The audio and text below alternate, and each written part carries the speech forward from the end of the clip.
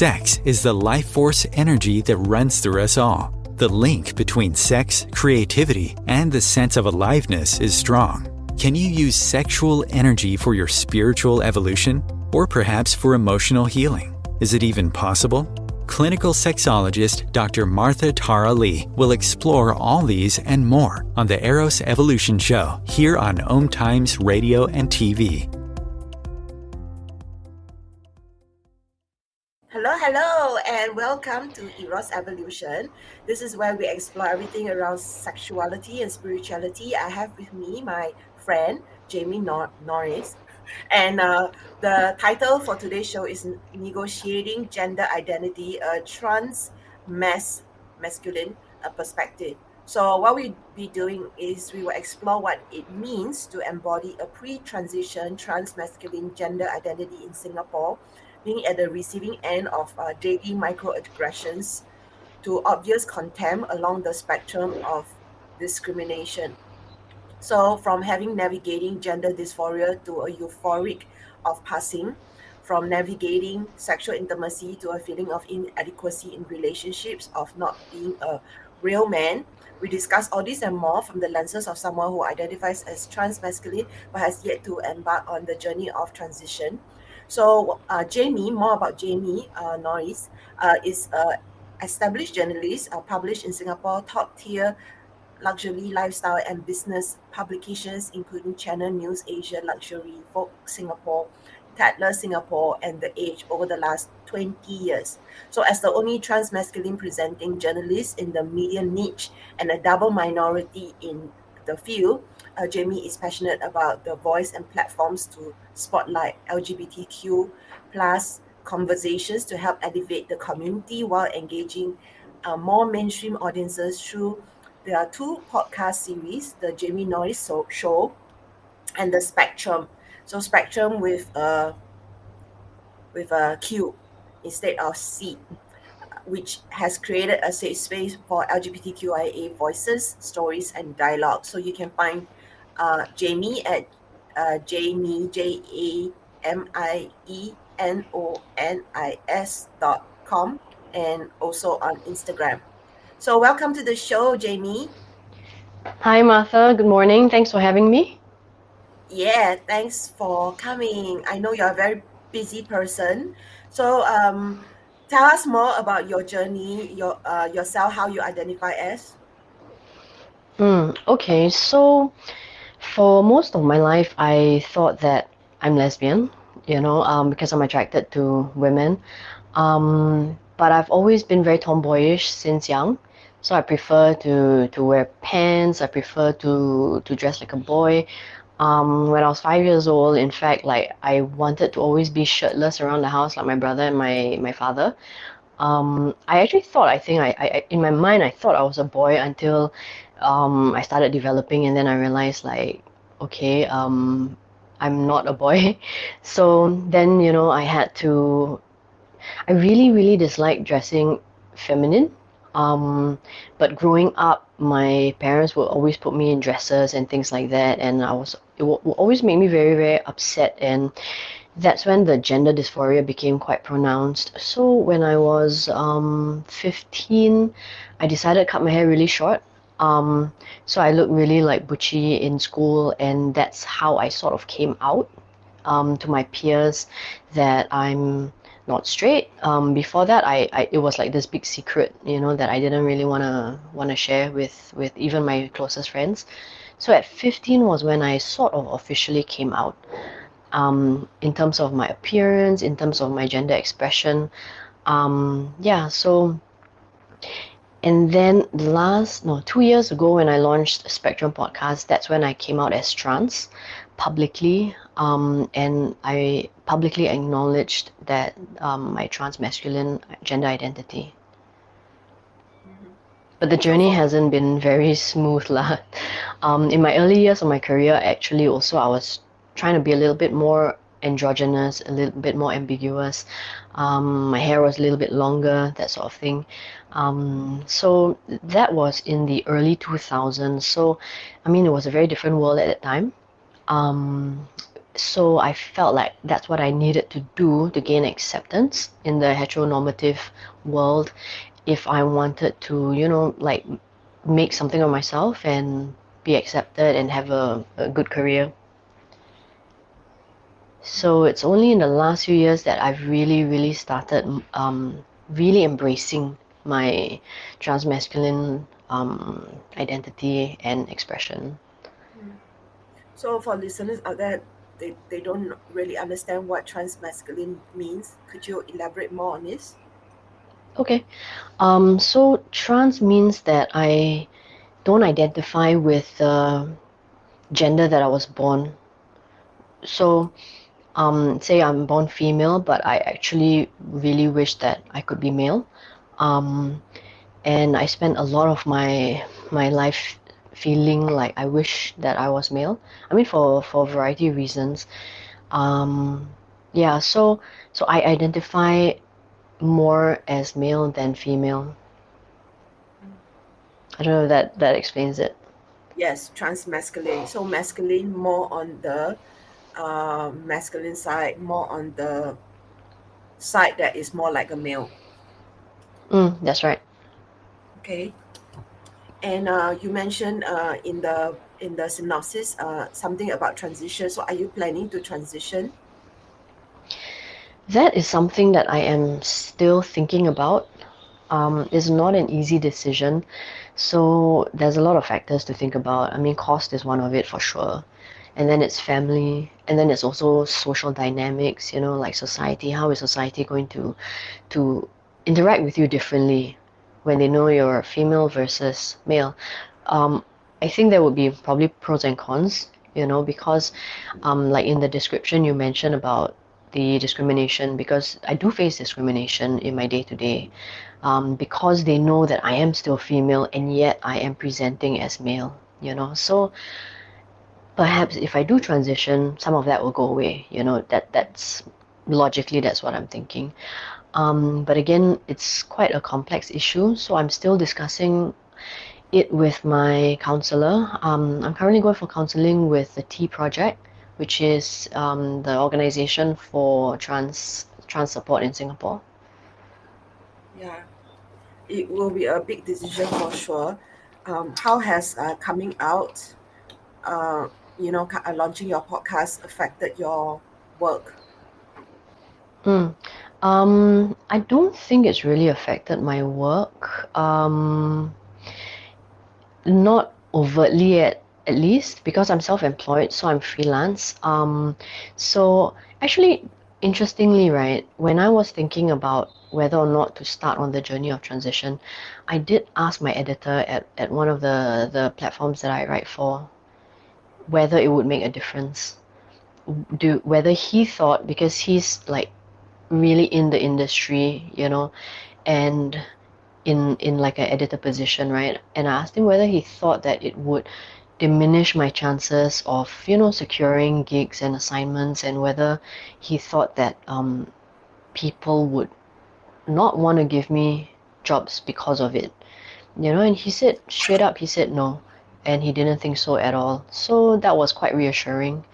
Yeah, I mean that's it. He's gay lah, so I don't know. Maybe he has a coming from also an LGBTQ perspective. Yeah. Yeah. For a very long time, you were dressing up in a ambiguous and androgynous way, thinking that okay, that's the way you needed to be in a heteronormative society. However, things have changed a lot. I would say, especially in the last 5 years in Singapore. So, do you think that that played a factor to it, or not really?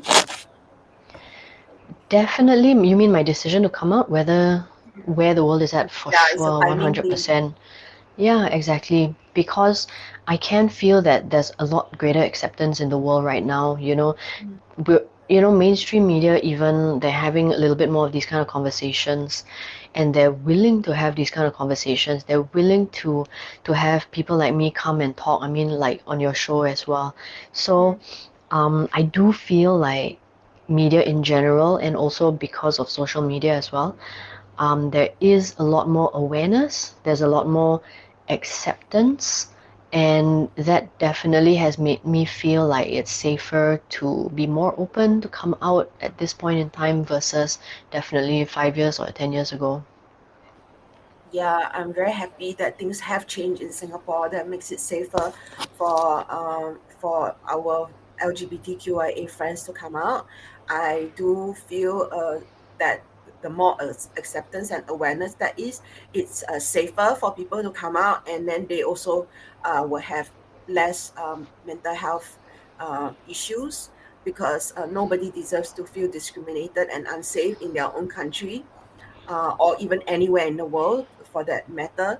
So I really hope things change in Singapore. So what are some of the changes that you hope will change in Singapore? Okay, I mean, that's a good question because you probably know or heard that, we tried to repeal the 377A recently again, and then it didn't go through. So, I mean, that's certainly one change that I hope we can see, in the next few years, perhaps. I'm very heartened by the fact that the community keeps pushing on and pushing forward to have this change. It's always demoralizing whenever it doesn't go through, but it's a good signal for the rest of us that at least there are people in the community brave enough to keep trying. So that's one thing.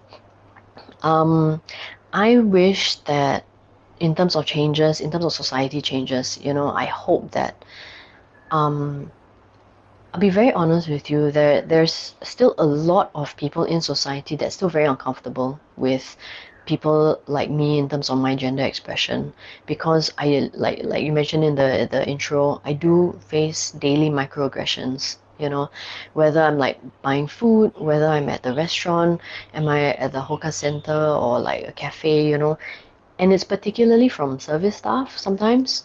Even at retail and all, it's like there's a part of me that, okay, I don't want to be too sensitive about this sometimes, and then I try to give people the benefit of doubt, but sometimes it really happens in your face and you cannot like ignore it. Like a simple example, like a couple of months ago I went to a restaurant. It's a nice restaurant, mid-price, with a male friend of mine.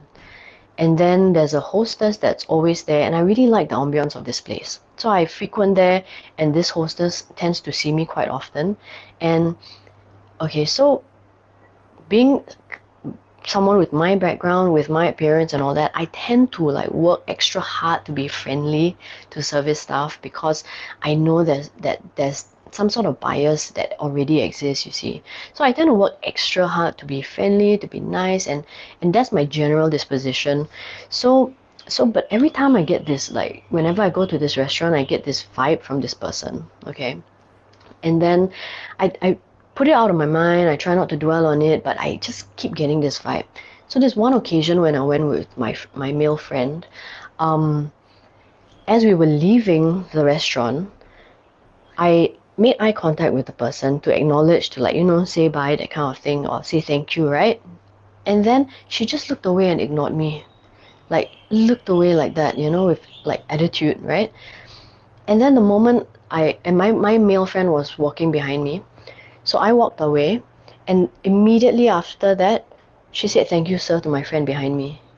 You know, so it's things like that. And in that moment, like it really confirmed the vibes that I had been getting.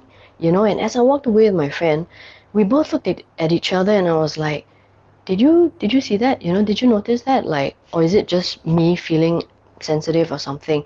And he was also like quite surprised and shocked. So these are the things that are still happening, which is very unfortunate and unpleasant lah, and I mean, I just want to share because this is the lived experience of people who look like me, and I would like people to know and hopefully have a little bit more empathy, have a little bit more understanding, that just because someone looks different doesn't mean like something's wrong with them, or doesn't mean that you should treat them that way, or like it's sad because it makes me feel like I'm a lesser human. It's really it's really unpleasant lah. So that's something that I hope that can be changed. In terms of society regulations, I think. The other thing I was just talking about with a friend yesterday was about how if you're a single person, you can't adopt in Singapore. So if you are in a same-sex relationship, whether it's male and male or female and female, or you can't actually adopt, you can't start a family nucleus, and that's also something that we miss out on, which I feel, it would be nice if we would have that option. I actually know a couple of friends and even my cousin as well who actually moved from Singapore so that they can have an actual family environment to have children and bring children up in a society that's more accepting. Yeah, so that's something that would be nice to have.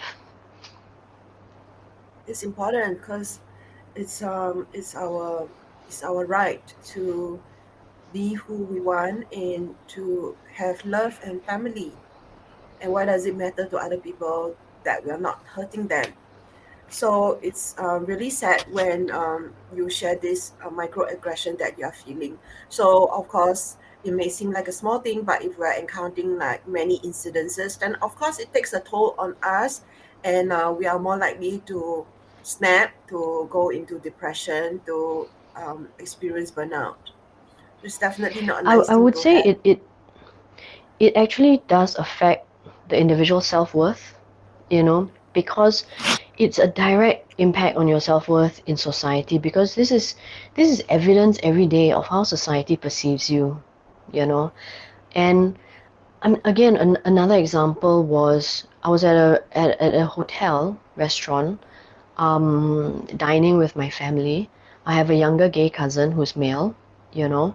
We are leaving the restaurant, and then I say thank you first to the server, the male server, as we leave the restaurant. And then he, I don't know if he didn't reply, but he, I think he said, "You're welcome." He said, "You're welcome" back to me. But then when my gay cousin, and he's a young boy, said thank you to him, he said, "Thank you, sir." There's that different level of respect that is very apparent. Like you said, it looks very small, it seems very small, but it's actually very apparent in terms of the distinction of the way that we are treated. Like I'm saying thank you, I'm clearly older, I'm more senior, but he's saying you're welcome, like he's doing me a favor. But then my younger gay cousin, who presents as male but he's gay, but he's a young boy, gets the thank you, sir. I mean, I don't expect him to say thank you, sir, to me, because I don't look like a sir to him, perhaps, or he gets confused. So it's little things like this, that does sit in your psyche, as much as you try not to let it affect you, but it does, and it does affect how you also go through the world because of all these little interactions and all that. And it's very interesting because I notice a huge difference between when I present a little bit more feminine and a little bit more ambiguous versus when I present more masculine. And I've done a lot of social experiments over the years, since my early 20s, and I'm treated so much nicer when I'm more feminine, when I'm even when I wear like a tighter tee that shows my figure a little bit, that sort of thing, versus like a looser shirt and all. Like it's really different the way people treat me, and I don't even know like what to make of it sometimes. Like, do I feel sad about it? Do I feel upset about it? Do I just brush it off, or what? Obviously, I try not to dwell on it too much, but these are observations that I've had over my lifetime, and I have been around for like 4 decades already. So yeah, it's been a while, and I've seen a lot of difference in the way I'm treated. So sometimes I ask myself, and I am actually beginning to ask myself right now, whether or not I want to present a little bit more feminine just so that people will be nicer to me, and it's kind of sad. It's kind of sad, but that's how it feels, when you're constantly treated like this. and and and it's gotten worse in the last few years because I've been presenting a lot more masculine in terms of my dressing and all that. So in fact, okay, it makes a difference if I bind or not, if we can talk about that for a second. So in my teens, I used to bind. So I used to wear a binder so that my chest would be flat, and that would help with my gender dysphoria. Then in my early 20s, when I started working, I stopped because then I kind of changed my appearance again to be a little softer.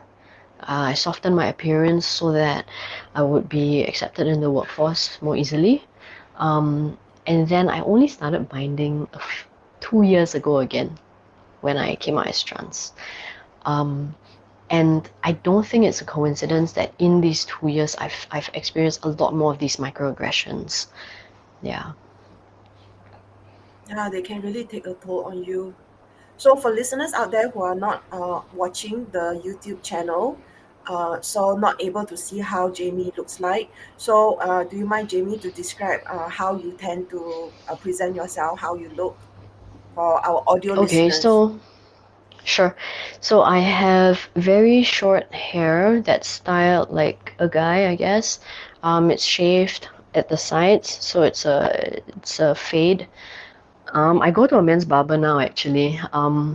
And also like yeah, that gives me very mixed feelings anyway, but that's another story. So and then I'm wearing a black t-shirt with a small little rainbow motif. It's from Let's Be Heard. I don't know if you can see it. Yeah, yeah,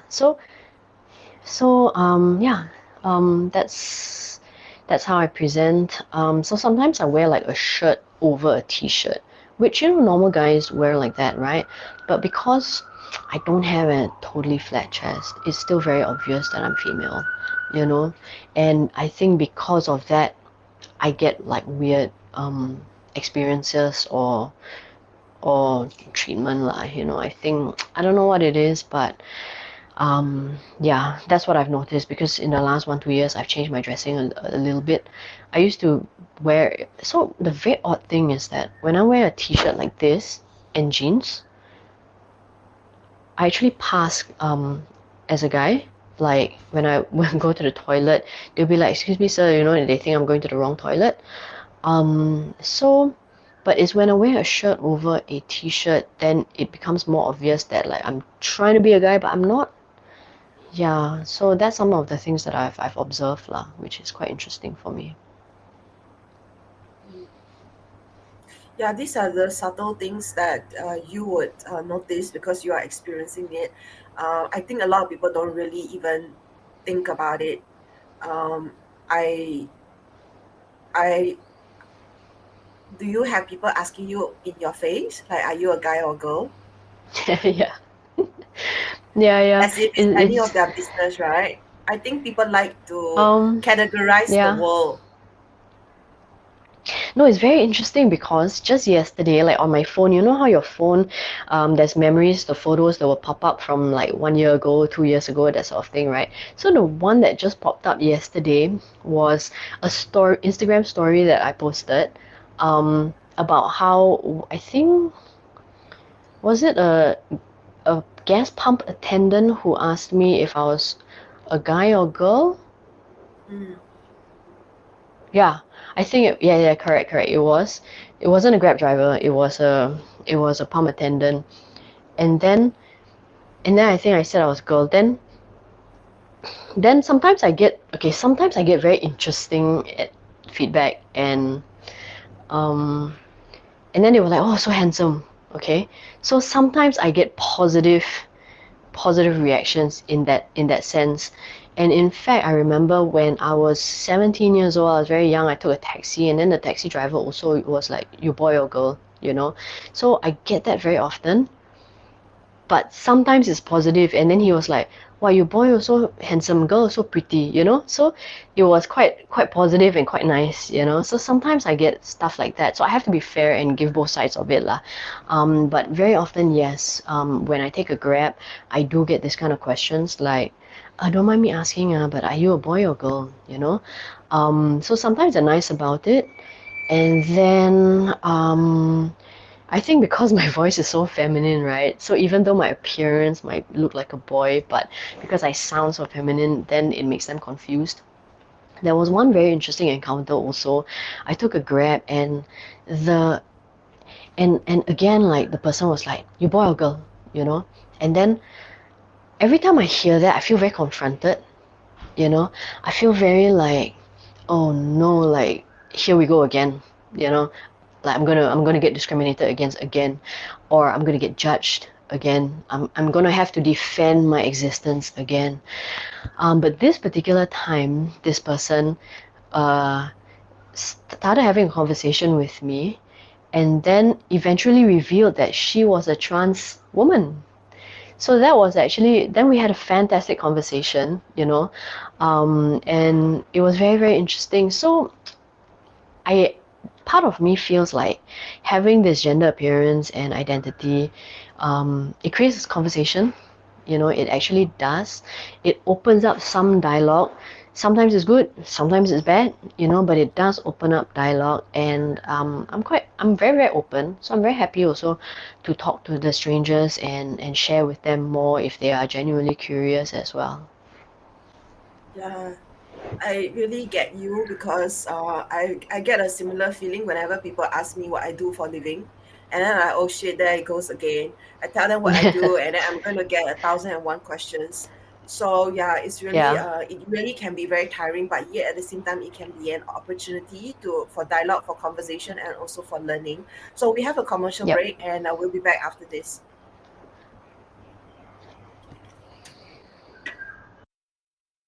Times TV. Imagine becoming a super influencer. Reinvent yourself, invest in your brand, and then manifest your success with a robust spheric approach. Times Media and Broadcasting offers a unique and multifaceted way to become the spiritual and conscious influencer you deserve to be by putting your message across our powerful platform with its proven record of integrity and excellence. Through our produced shows, Times offers the opportunity to become a social media TV personality, a radio show host, an Times magazine columnist, and a syndicated podcaster, all in one shot. By live streaming your show on Times TV and broadcasting it across the extensive Times radio and TV networks, you become more than a host. You become an ambassador and a force for positive change. Times. Open yourself to the possibilities. If I could be you, and you could be me for just 1 hour. If we could find a way to get inside each other's minds. Walk a mile in my shoes. Walk a mile in my shoes. Well, before you abuse, criticize, and accuse, walk a mile in my shoes.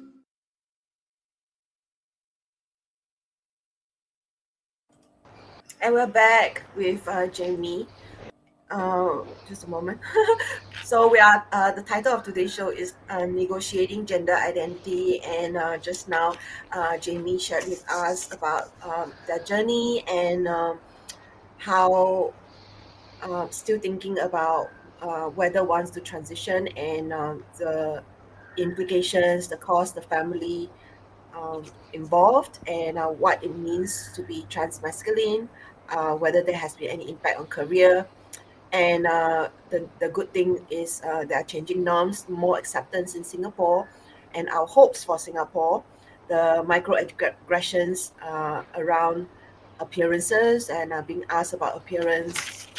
So Jamie, I want to continue our conversation by asking a little bit about what you mentioned, double minority. What double minority are you? Oh, okay. So in Singapore, I'm a double minority in terms of race and sexual orientation. So because I don't fall in any of the majority categories of Chinese, Malay, or Indian, as I'm Eurasian. My heritage is Eurasian, so that's one way I'm a minority. And then the other one is, of course, being trans and in the LGBTQ community. Yeah. So do you think that even though you've been Singaporean all this time, people still do not see you as Singaporean? Yes. So when I was growing up, I used to get a lot of like strangers thinking I was Indonesian. Um, like I find it very interesting, like I don't know, because like because of my race, because of my appearance, because of how I look, because of how I dress, like it makes people very curious, I feel, and strangers sometimes. Sometimes it's nice, sometimes it's not nice, as we've already discussed. So in fact, I also get mistaken for Filipino a lot sometimes on the street even. Like, yeah, I have had Filipino professionals in Singapore stop me on the street and ask me if I'm Filipino because they want to be friends, which is very interesting to me. And then when I say I'm not, then okay, never mind, that sort of thing. So, yeah, it's quite interesting being different positives and negatives around it. Yep. Yeah, I want to circle back to what we mentioned about you mentioned the reactions that you get, people asking you, are you a boy or girl or man or woman? I think, if I may say, um, I think you also know about this, which is I think a lot of people are curious, and it's none of their business. But sometimes when they ask, I hope it's not just about curiosity. I hope it's also, saying like, oh, you look good if you're a boy, you look good if you're a woman, or man or woman, or girl or boy. The thing is, in some indirect way, they are trying to say it's okay. It doesn't matter. You know, like Yeah. Yeah. the support that they are trying to say is very subtle. Like they're not upfront about it. Um, so I can imagine how tiring it must be, of course. Yeah, but Yeah, 100%, I do feel that sometimes it is subtle support. It's subtle validation that yeah, yeah, either way, yeah. you're fine, you look good. And so for me, I try to look at the intention behind it, rather than just the content or the question. So and the vibe that you get and the energy that you get from them when they're saying it, and of course how it's phrased. Of course, the tone that it comes, all these play a part as well. Yes, Yeah, yes. I often say it's not what they say, it's how they say it. And that's because we right. are we are we are highly evolved, we can sense the energy and the intention behind it, like you said. So Mm-hmm. I can only imagine how tiring it is, especially when you're going about your business and you're busy, you're tired, and then you have all these things coming up when you're not wanting to go into it. That's why that sense of dread, like, oh no, here we go again. So it's the same for me. Like I mentioned just now before the break, people asking me about my work, and I don't really want to go into a half hour or even a 10-minute conversation about why I do what I do, what my parents think about it. I really don't want to talk about it. So sometimes I lie. Sometimes I lie. I lie. I say, yeah, I'm a secretary or I'm a clerk. I even have colleagues who are fellow sex educators. They say they are some kind of engineer, like the most boring job they can think of.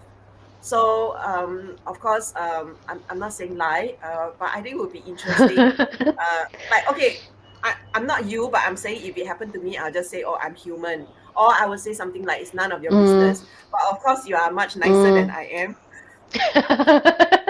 I've never thought about lying actually. That's very interesting. I Yeah, might I'm consider I'm it. a I'm a I'm a I'm a rainbow, or I'm a unicorn, or I'm a none of your business. Okay, anyway, Yeah. I don't know how this is relevant to the show or how this helped anybody at all. No, I'm but not actually, that's sure. an interesting perspective. That's an interesting perspective that I will consider for future conversations. Yeah, I think we take ourselves so seriously. Like, who who are True, you? You know, I'm true. never going to see you again. I don't owe you anything. Why do I need to be like, go into something that I don't want to go into? I'm a rainbow. Okay, I'm a unicorn. I'm a rainbow unicorn. Cool. I don't know. I don't know. Having said that, like, what is a unicorn?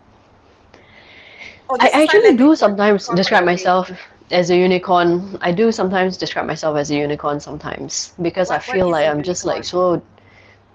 It's just like so different lah, and I don't know, just so I don't know. I don't know how to explain it. Anyway, yes. Oh, but Moving correct on. me if I'm wrong. When people are looking for a third party in a relationship or like for a threesome, they call that a unicorn. No, the I elusive have no unicorn. idea. We don't know I'm what is sorry. I a have no unicorn. idea about that. I have no Oh idea my about god. that. Oh, okay. I just threw that in, but I didn't really like, think too much about it. Okay. Anyway, I'm looking at Urban Dictionary. What does unicorn mean? Yeah, correct. It's a swinging term used in a community to refer to a single woman interested in meeting other couples. Oh, okay, yeah. Oh no! I better stop saying I'm a unicorn then. Oh my god. Yeah, that's what I thought. I was very interested about Oh unicorn. my. Okay, I had no idea about that. Thanks Yeah. for enlightening me today. Nowadays, the best dictionary is Urban Dictionary. You just key in the word that you want to look for, and then you key in Urban Dictionary. Yep. Recently, I came across because somebody typed I can't remember what on my YouTube channel, so I looked up the term, and then I came across the Osama. Did you know the Osama actually refers to coming on someone's face? What? Ejaculating on someone's face is called the Osama. Really? Yeah, so Based on Urban I Dictionary? Okay, yes, so you come I across had all no kinds of idea. weird terms that yeah, we just can't keep up. Okay. Good to know. Good to know. Yeah, yeah. Okay, so I want to, I guess, move on to something a little bit more serious. How can we be our allies? Because like people asking about your gender, they are indirectly trying to learn or trying to, I guess, figure out a puzzle, or maybe they are curious, but hopefully they are also trying to connect with you. It's none of their business. But I don't know. But how should people who, let's say, are a little bit more enlightened, a little bit more awakened, they can show support for our Mm, LGBTQIA friends. right. Okay, so I like to talk about pronouns. Mm, And I find like recently more people have been asking me my pronouns, and I actually really appreciate that. So I think mm, that's one way that you can support. Because honestly, interestingly, just because a person looks feminine does not mm, necessarily mean that they use she, her pronouns. Or just because a person looks tomboyish doesn't necessarily mean that I want to use his, him pronouns. So correct. like for example, my pronouns are they, them, which I decided this in the last 1-2 years. Um, but still, obviously, a lot of people still refer to me as she. But and it makes me kind of uncomfortable. So I think one way is to actually ask, So if a person looks a little bit, or but what I like actually is that I find even straight people now putting their pronouns in their like IG bio, or in their attached to their name, their online presence, their handles and all that. And I think that's a great, great way that the ally community can start to support us as well. And I see that happening more and more, and it's very nice to see, because that normalizes the conversation around pronouns, and it makes it normal, to ask someone, hey, what's your pronouns, because I just want to use the right pronoun. And it seems small, but it's actually like the impact that it has. It makes the person feel so seen and valued and respected as a human being, and I really, really appreciate that. Yeah, so that's one thing. And then of course, I like to also talk about, um, it's how we show up in society. So like for example, in that kind of bro culture, a lot of times they might make jokes about, maybe effeminate guys or a trans woman, things like that. It's very normal and common, right? I mean, growing up and all, like the circles in my periphery and all, I might hear things and all. It's like so common. So what I want to say and what I always try to say is, like I would encourage people to make a stand and actually call out when they hear something like that is not nice, and to call out the person and actually say, hey, that's not very nice, don't joke about that, that sort of thing. And I think if more people in society had the courage to make a stand, to stand up for the community, that would be really, I think, like another level that we can actually start changing society. Yeah. Yes. So I do put my pronouns on my profiles on Instagram. I identify as she, her, they, them. I don't really care if they want to call me they, because I have so many different facets of myself. Um, and you are right that we should put our pronouns on our profiles, because it takes away the burden on the other person to have to figure out, and it's a form of respect as an educator. So I came to realize this in my work, through my work. So I like that you say by putting it out there, it normalizes it and it encourages everybody to do so, so that it becomes more comfortable for our LGBTQIA friends. Also, what you said about calling out, it's not nice. Don't joke about that. I think these are the little things each and every one of us can do. It doesn't take too much effort to say, hey, don't be an ass. Um, Especially when the person that you're talking to, you're calling out, is your friend, as opposed to somebody else who um, may not want to take on the emotional burden of actually getting into a situation that can be negative and is exhausting for them. Mm. So so yeah, I really want to keep pushing that envelope for more awareness, acceptance, inclusiveness. It's so important that just because we are people who are hetero, identify as heterosexual, are in the majority, we are in positions of privilege, and doesn't mean that we just go around with blinkers. We need to put in some effort to understand about those issues and about what it's like for them, so that we can be a better advocate, so that we can support better. So besides these two things that you mentioned, ask for the pronoun and call out unacceptable behavior, can you think of anything else? Let me see.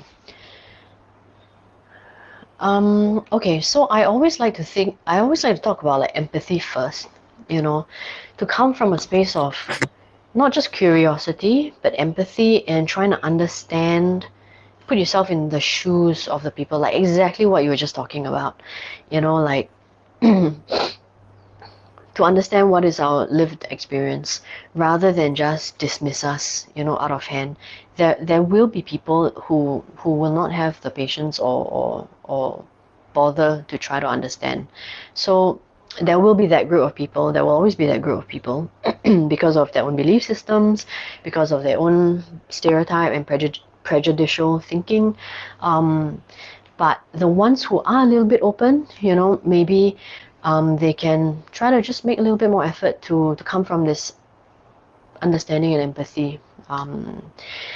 That's what I always like to advocate, because I feel, no matter what issue it is, whether it's a race issue, whether it's a gender issue, orientation issue, whatever, if you just see people as human beings and you come from a lens of empathy, you just feel with your heart rather than with your belief system, with your stereotype thinking and all that, that would cure a lot of problems, and a lot of social problems and society problems. So that's something that I always want to advocate lah.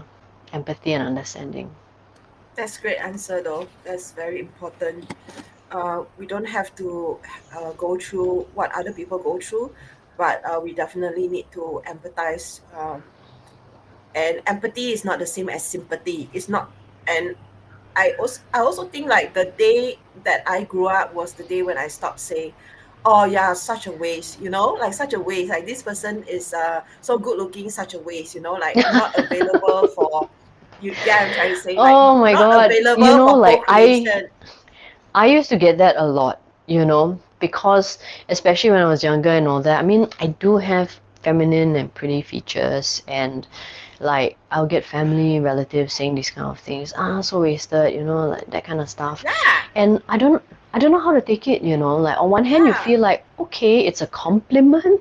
So yeah, it's sort of a compliment, but at the same time it's like, but then the same message that I get, on one hand it's compliment, but at the same time it's also telling me that I'm not okay the way that I am. Yeah. yes. So the day that I realized that that sentence by itself is also so wrong, I think it was the day that I started to grow up. It's so wrong to say what a waste. Like there is no wasted life. There is value in every single person, every single existence, in the way that we show ourselves, represent ourselves, express ourselves. Like to even think that needs reflection, I feel. So I wanted to Yeah, say and that. I think what it comes down to is about respect and honoring the individual, whatever their choices is, because that's what it boils down to, right? Because when we say things like that, we are coming from our perspective in terms of, oh, it's a waste for us, because we lost out on an opportunity, perhaps, right? But at the same time, I mean, if you look at it from a higher perspective, it's if you come from honoring and respecting the individual, you really cannot go wrong, honestly. Yeah, you don't say things like that. Yeah, what waste? I don't think it's like waste of you. I don't think it's a like waste of you. I think it's like a waste like what kind of cute kids you will produce. But that's also none of their business as well. So Yep. just as we are starting to I want to understand more about your advocacy work. Because okay, I just want to Okay. say that Jamie spends a lot of time putting out really amazing, beautiful photographs on social media. So do check out Jamie's two Instagram account. Um, yeah, all your Instagram accounts are actually beautifully, I don't know what you call it, Oh. curated or something. You spend a lot of Yeah. time posing with all these different luxury cars that you write about, I guess. Um, Mm-hmm. and so tell us a little bit about your social media, your advocacy work. Okay, so the cars, I mean, I don't just do that for vanity lah. That's part of my job. I do car reviews for a living. I test drive the cars and all that, and then I write about them. So that's why I post. And yes, I like beautiful things. So I like my feed to look very nicely curated and the Very pictures nice. to be very, very nice. Yeah, so you can follow me on Jamie, JamieNonis, Jamie Nonis. And as for advocacy work, to be honest, I haven't been doing a lot, and I wish that I could do more. The Spectrum podcast is one of the platforms that I try to, create a little bit more awareness on these issues. But again, honestly, I wish it could be a lot more regular and consistent if I had more time as well. Yeah, but I do actually. What's interesting is that like recently I've been feeling like, I spent so much of my life trying to fit into this heteronormative world as much as I can, or calibrate myself so that I could fit into it. And I actually feel like I haven't been doing enough for my community, and I wish that I have done more. And that's why, like, with the podcast, I hope I can actually do more in future, like, bring more attention to these issues and these stories and create more dialogue around these issues. Yeah. Yeah. It's good that you have that feeling. Not everybody is able to do advocacy work because it is tiring and triggering to put yourself out there. And and I'm glad that you are doing what you can. So yeah, I guess what I'm trying to say is also don't be too hard on yourself because I Yeah, understand actually that you're right. It it's can very be time quite consuming. triggering. Yeah, it can, and then And then when you're triggered, then you get into this certain space, and then you have to get yourself out of the space again. So it can be quite tiring and exhausting. So how I make peace with that is that I have to fill my own cup first. I know it's quite cliche, but like I have to take care of myself first, make sure that I'm in a good space first, before then I can really like contribute to others.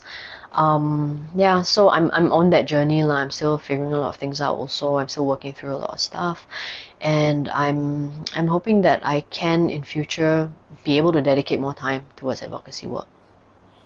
Yeah, and it's also important that while you're on your own personal journey, that you are also getting support.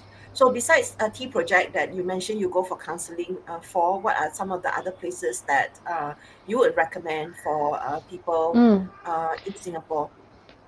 Okay, so before the T project, I was actually going for counseling at Uga Chaka for quite a number of years on and off. And that was before I knew about the T project. But then when I discovered the T project, now obviously I felt a little bit more affinity to it, right? Because I felt it was like more of my story, my issue, what I'm struggling with. Besides that, I think online right now there are quite a number of organizations which I find interesting, because there are a lot of support organizations and even little communities. You know about Let's Be Heard as well.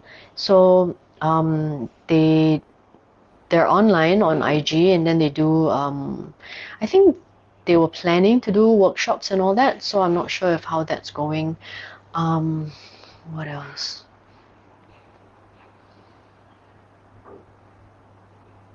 Yeah, I don't know. I can't think of others at this point in time. Yeah, I think in Singapore, Uga Chaga and T project are the well-known ones. Mm-hmm. So it's good. So is there any last comments, words that you would like to share with listeners out there? The other thing I'm always like advocating is about living your authentic self. That's something that I feel very, very strongly about. And for me, okay, what I want to say is that living your authentic self isn't always easy. A lot of times it's not, but I think it's so important to be true to yourself, to live your truth, to own your truth, because sometimes it's hard, but everyone's on a different journey. Self-acceptance is really important, but also be patient with yourself, because not everyone is at the same point in that journey, and also we shouldn't rush that process and rush the journey. So I think patience with yourself on that journey to self-acceptance for those who are still struggling with it, and then with those who are already there, and able to, like if it's safe, being able to live your authentic self is like, it's just an amazing feeling. And that's what I would encourage everyone to do. Yeah. I agree with you. When we fill our cup, that's when we can be in a better position to also help other people. That's so important. Yep. So we didn't talk about sex at all today, huh? we talked about sexuality. Sexuality, not about sex. Oh yes, I want to. Thank God. Is it possible, like in 2 minutes, tell us your sex life? Oh, okay, which is basically 0 right now. So yeah, Okay. in 2 minutes, 0. Yeah. It's zero at the moment, because you are so busy with work. I understand. But what kind of a partner are you looking for? Since this podcast goes all around the world, so we might as well Oh, do a shout out wow. for you. Yeah. We can do a Oh shout my out for you. gosh. What kind of partner are you looking for? I did not prepare for this question. Oh my God! No need to prepare. Okay, do I go superficial or do I go deep? Okay, let's go both lah. Obviously, I know how this is going to sound, and it's very kind of narcissistic, but I'm looking for someone like me. Okay. So okay, just someone with a good heart, lah, basically. Okay, on one hand, and someone who's a bit, I think, open to growth. That's important. Open to personal growth and open-minded enough, because there are actually some people who are completely not open, right? So I think I would like someone who's willing to really be in touch with themselves, and go deep, and I want to say evolve, because you mentioned it earlier. Like, people are a little bit more evolved, and maybe have done some work. Okay, who've been through therapy, I think, and that's important. Who've healed and are aware of their issues and are open to that kind of growth. Honestly, yeah, I think that's really, really important. Yeah. With that, thank you very much, Jamie, for coming on this show. So Jamie is an authentic person looking for an authentic person, in a nutshell. So if you are interested in Jamie, reach out to Jamie at Jamie So Nonis funny. on Instagram. Okay, thank you very much for coming. Thanks, Martha. All right, Thank you. bye. Bye.